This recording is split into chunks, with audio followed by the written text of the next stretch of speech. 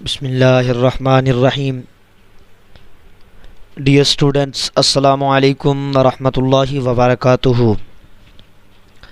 Intermediate سال اول کی اسلامیات کا آج ہم نے چھٹا سبق پڑھنا ہے، اور آج ہمارا ٹاپک ہے شرک۔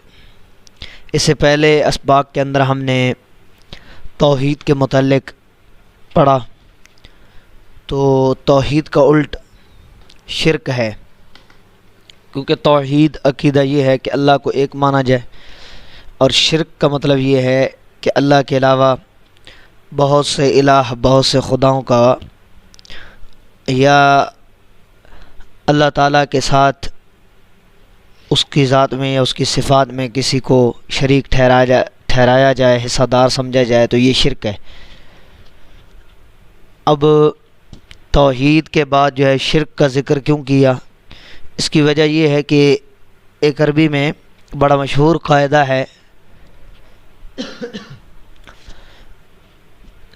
الاشیاء تعرف باضدادها، کہ چیزیں جو ہیں وہ اپنی ضد کی وجہ سے پہچانی جاتی ہیں۔ آپ کائنات کے اندر غور و فکر کریں، اللہ تعالیٰ نے ہر چیز کا جوڑا پیدا کیا ہے۔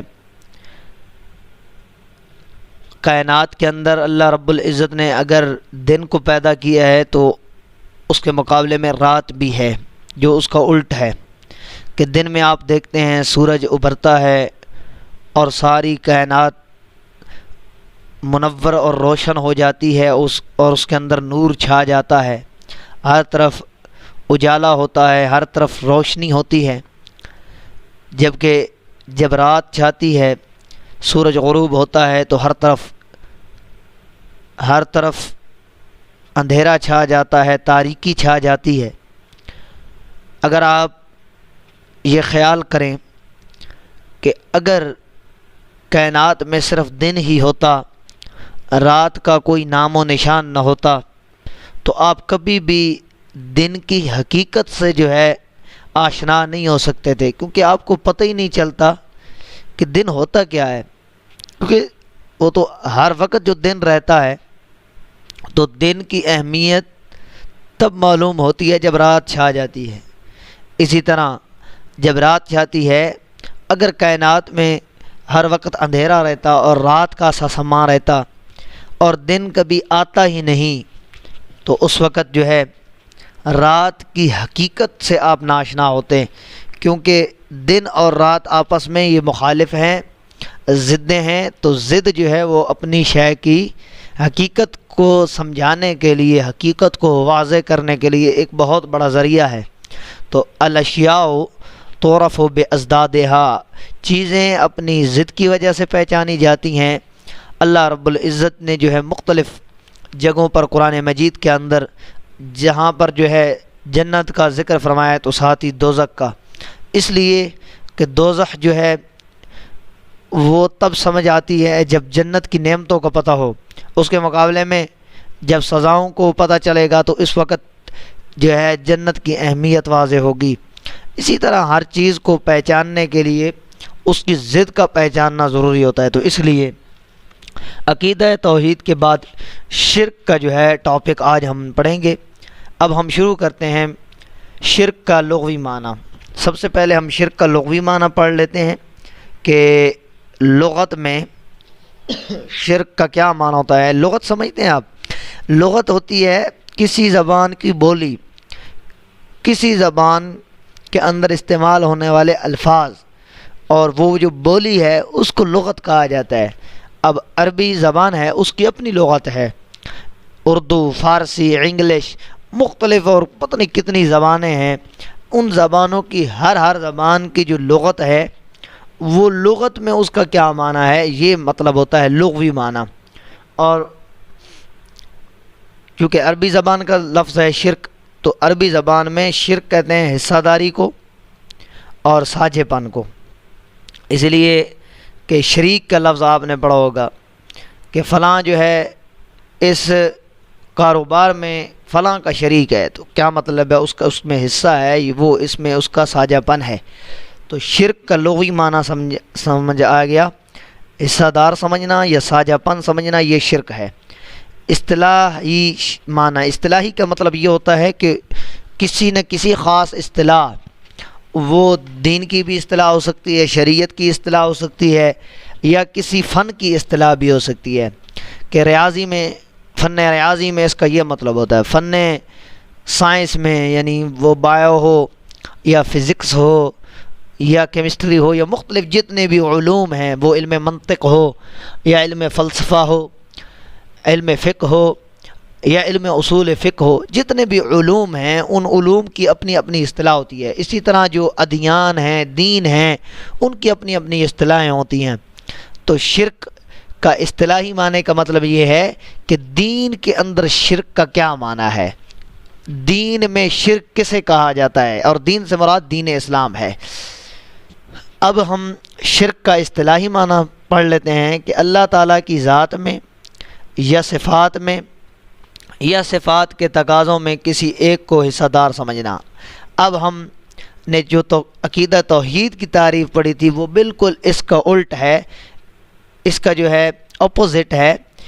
وہاں ہم نے پڑھا تھا کہ توحید کی تفصیل یہ ہے کہ اللہ کی ذات میں اس کو یکتا مانا جائے، اس کو صفات میں بھی یکتا مانا جائے، اور صفات کے تقاضوں میں بھی یکتا مانا جائے، یعنی اللہ اپنی ذات اور حقیقت کے اعتبار سے بھی واحد ہے، ایک ہے، یکتا ہے، اور اللہ تعالیٰ اپنی صفات کے اعتبار سے بھی واحد، ایک اور یکتا ہے۔ اسی طرح اللہ تعالیٰ اپنی صفات کے تقاضوں کے اعتبار سے بھی واحد اور یکتا ہے۔ تو اب اس کا الٹ کیا ہو گیا کہ اللہ کی ذات میں یا اللہ تعالیٰ کی صفات میں یا صفات کے تقاضوں میں کسی ایک کو حصہ دار یا ساجی سمجھنا، ساجی ٹھہرانا، یہ شرک ہے۔ تو اب ہمیں شرک کا وہ لغوی معنی جو ہے حصہ داری اور ساجے پن کا یہاں پر سمجھ آ رہا ہے کہ اللہ کی ذات میں یا صفات کے تقاضوں میں کسی ایک کو مخلوقات میں سے کسی ایک کو جو ہے اس کا حصہ دار ٹھہرانا یا ساجی ٹھہرانا، یہ شرک ہے۔ اور انشاءاللہ اگلے لیکچر میں ہم ذات میں شرک، صفات میں شرک اور صفات کے تقاضوں میں شرک کی تفصیل پڑھیں گے۔ اب تک ہم نے شرک کا لغوی معنی اور شرک کا اصطلاحی معنی پڑھ لیا۔ اب ہم شرک کے متعلق کچھ پڑھ لیتے ہیں کہ شرک کی ابتدا کب ہوئی اور کیوں ہوئی۔ عقیدہ توحید انسان کا سب سے پہلا عقیدہ ہے۔ حضرت آدم علیہ السلام جو کہ پہلے انسان اور پہلے نبی بھی ہیں، وہ عقیدہ توحید کے قائل ہیں۔ انہوں نے اپنی اولاد کو اسی عقیدہ کی دعوت و تبلیغ کی۔ بعد میں غالباً حضرت نوح علیہ السلام کے زمانہ میں شرک کی ابتدا ہوئی۔ یہاں پر کچھ ٹائپنگ کے اندر غلطیاں ہیں، پہلا لکھا ہوا ہے، اسی طرح جو کہ پہلے اور اس کو ملا دیا گیا ہے، اور وہ عقیدہ یہاں پر وقیدہ لکھا ہوا ہے، ٹائپنگ کے اندر غلطی ہو گئی ہے۔ تو عقیدہ توحید انسان کا سب سے پہلا عقیدہ ہے۔ حضرت آدم علیہ السلام جو کہ پہلے انسان اور پہلے نبی ہیں، وہ عقیدہ توحید کے قائل ہیں۔ انہوں نے اپنی اولاد کو اسی عقیدہ کی دعوت و تبلیغ کی۔ بعد میں حضرت نوح علیہ السلام کے زمانہ میں شرک کی ابتدا ہوئی۔ تو جس طرح فطرت اللہ الذی فطر الناس علیہا، ہم نے پیچھے ایک آیت پڑھی تھی سورۃ الروم کی، کہ اللہ فرماتا ہے فطرت کا اتباع کرو۔ فطرت کیا ہے؟ دین اسلام ہے، اور وہ عقیدہ توحید ہے کہ اللہ نے سب سے پہلے انسانوں کو جو پیدا کیا ہے وہ کس عقیدہ پر پیدا کیا ہے؟ وہ ہے عقیدہ توحید۔ تو اس لیے عقیدہ توحید جو ہے یہ فطرت ہے۔ تو حضرت آدم علیہ السلام علی نبینا علیہ السلام جو کہ اس انسانیت کے باپ بھی ہیں اور اللہ کے سب سے پہلے نبی بھی ہیں، اور انہی کے دم اور انہی کے وجود مسعود کی یہ برکت ہے کہ آج کائنات میں بے شمار انسان رہتے ہیں اور بستے ہیں، اور پتہ نہیں کتنے کروڑوں لاکھوں اربوں کی تعداد میں اس دنیا فانی سے کوچ کر گئے، اور قیامت تک پتہ نہیں کتنے اربوں اور کروڑوں کی تعداد میں، کھربوں کی تعداد میں اس دنیا میں آئیں گے۔ تو سب سے پہلے جب حضرت آدم علیہ السلام آئے، اس دنیا میں تشریف لائے، تو وہ انسان بھی پہلے ہیں، اور ان کا عقیدہ کیا تھا؟ وہ عقیدہ توحید تھا۔ وہ اللہ کو ایک مانتے تھے، کیونکہ جو اللہ کا نبی ہوتا ہے وہ کبھی مشرک ہو ہی نہیں سکتا۔ اسی طرح انہوں نے اپنی جو ہے اولاد کو بھی اسی عقیدہ کی تبلیغ کی کہ اللہ ایک ہے، اللہ کی وحدانیت کا انہیں جو ہے یقین دلایا۔ اسی طرح حضرت آدم علیہ السلام کی اولاد جو ہے جب رفتہ رفتہ بڑھتی گئی اور آبادی میں اضافہ ہوتا گیا اور لوگ ادھر ادھر پھیل گئے، تو پھر حضرت آدم علیہ السلام کی جو تبلیغ تھی، حضرت آدم علیہ السلام کا جو انہوں نے تبلیغ کی تھی عقیدہ توحید کی، اس سے جو ہے لوگ متنفر ہوتے گئے اور اس پیغام کو، اس عقیدہ کو بھولتے گئے اور پھر وہ شرک میں مبتلا ہو گئے۔ انہوں نے سچی تعلیمات کو چھوڑ دیا، اللہ تعالیٰ کو واحد ماننا، اللہ تعالیٰ کی بزرگ و برتر ذات کو واحد ماننے سے انکار کر دیا، اور انہوں نے اللہ کے علاوہ بہت سی اشیاء کو معبود بنا لیا۔